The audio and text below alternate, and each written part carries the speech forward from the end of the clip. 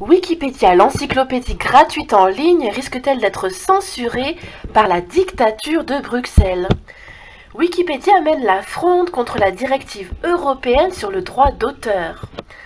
Pour protester contre le risque sur la liberté des internautes que fait peser la directive sur le droit d'auteur qui va être étudiée aujourd'hui, le 5 juillet 2018, par le Parlement européen, 4 versions de Wikipédia ont décidé de rendre leur site inaccessible.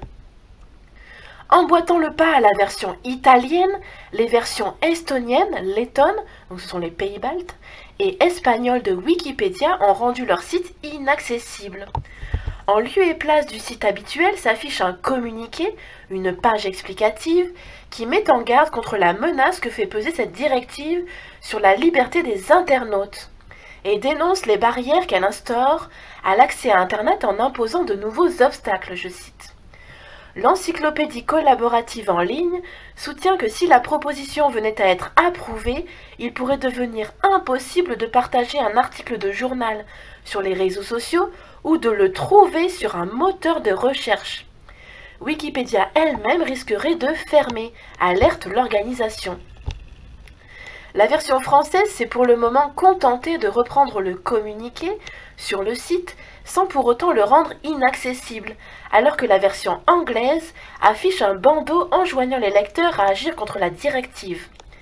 Approuvée par la Commission des affaires juridiques du Parlement européen, à l'issue de vifs débats, soi-disant, puisque c'est quand même le parti unique de Bruxelles qui donne les ordres, la directive européenne, et notamment son article 13, a officiellement pour but de protéger le droit d'auteur sur Internet et d'assurer aux producteurs de contenu, parmi lesquels les éditeurs de presse, une rémunération en luttant contre la reproduction illégale.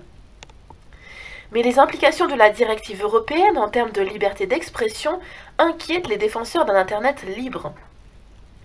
Selon eux, les utilisateurs des réseaux sociaux pourraient ainsi se voir interdire de publier des captures d'écran d'articles ou encore de confectionner des mèmes, ces éléments graphiques, ces caricatures, fixes ou animées, notamment sous forme de GIF, repris de façon virale par les internautes. Donc on n'a plus le droit de rigoler du système central. La même menace pèse sur les producteurs de contenu qui détourneraient, par exemple, comme certains youtubeurs, des séquences de films ou des images de télévision à des fins humoristiques, politiques ou encore d'information.